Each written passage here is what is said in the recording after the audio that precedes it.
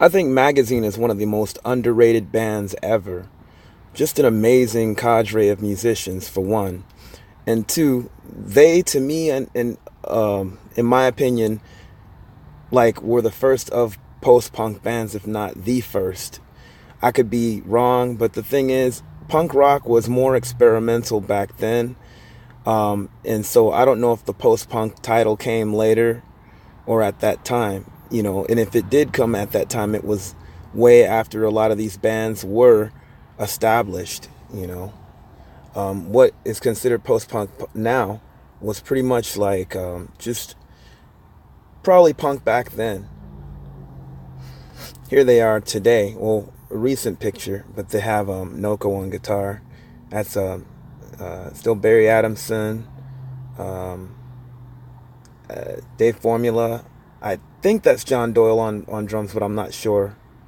Barry's got that top hat on. This is the original Magazine lineup right here. I think it was Alan Jackson on drums. You guys correct me. It's shame on me. I'm drawing a blank. I'm going to do a more in-depth video on Magazine, but I just thought I would kind of go off the dome because it's a new year and I haven't done any post on music yet. And this is one of my favorite bands.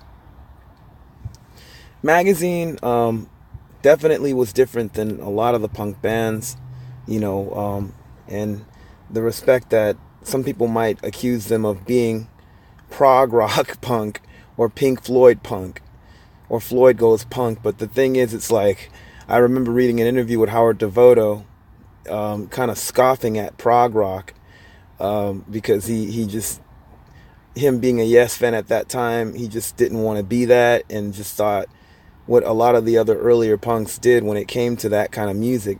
Ironically, you had a lot of these sort of post-punk bands or avant-garde punk bands kind of emulate that.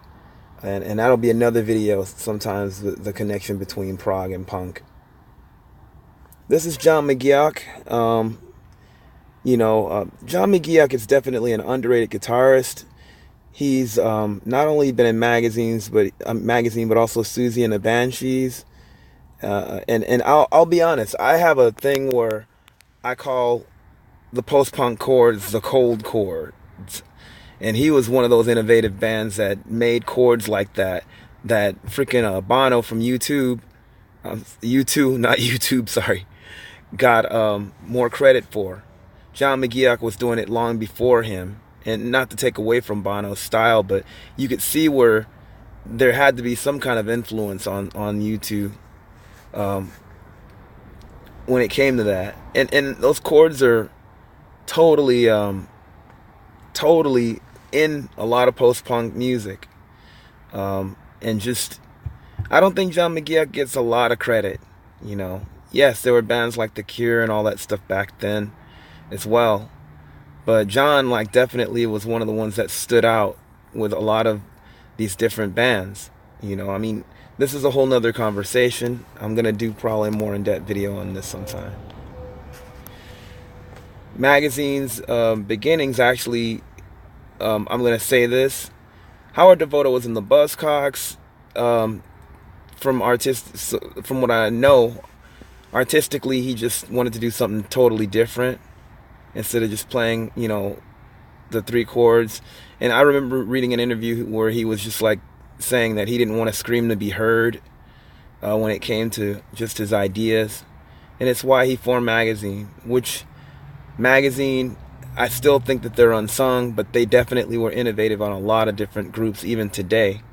I mean, you have, freaking Radiohead referencing them, and I was really happy that they did do that, because Magazine deserves a lot of credit for its influence on not only the post-punk genre and all that, but just a lot of different experimental groups, as well as a lot of what people now call pop music, like bands like Radiohead or whatever. This is Barry Adamson with the Bad Seeds. He actually, after Magazine, went to play with a few different people, Nick Cave being one of them, as well as Visage with Steve Strange. Also Dave Formula from Magazine played in Visage as well. And I think Ultravox, he was in as well too. This is him with Nick Cave. Looking all surly. I just want to just do this really quick. I think Magazine is a definitely underrated band, not just for punk rock, but for rock and roll in general. And their influence, even when you talk about Barry Adamson's bass tones, the only band that I could think of that was popular at that time that had a fretless sort of distortion. Actually, I don't even think that they had the distortion in the fretless thing. Was Japan. Barry Adamson. Sorry, I'm gonna go back to his picture. Should have had a solo picture of him. Barry Adamson definitely added to what a lot of bands, like even Bauhaus, started doing with the distorted fretless bass sound, and just having a distorted bass but still kind of keeping it really suave and just really kind of I don't know, I don't want to use the term creepy, but just I don't know, there's just something about having a distorted bass that's wild but at the same time having it kind of lay back. And all of his stuff wasn't distorted, but he was known for having that tone. Barry Adamson's an amazing bass player, and underrated. Like all of these musicians, David Formula was in a band, a soul group, before he was in Magazine, like in the late '60s. How could I forget what that group is called? Please forgive me. And Dave Formula still performs and does he has a jazz ensemble called the Finks. And he's done stuff. I mentioned that he did stuff with Ultravox. I'm sorry, Visage. And I mean, all these guys are amazing musicians, man. Like, they're some of my favorites. I've always been a fan of Howard Devoto's voice. My favorite Magazine album is Secondhand Daylight, although I had most of their albums in my collection. This is more of a rough sort of thing that I just wanted to get off my mind. Maybe in the future I'll probably do an in-depth Magazine post. I think they're still an amazing band. They've reunited. Where's that picture?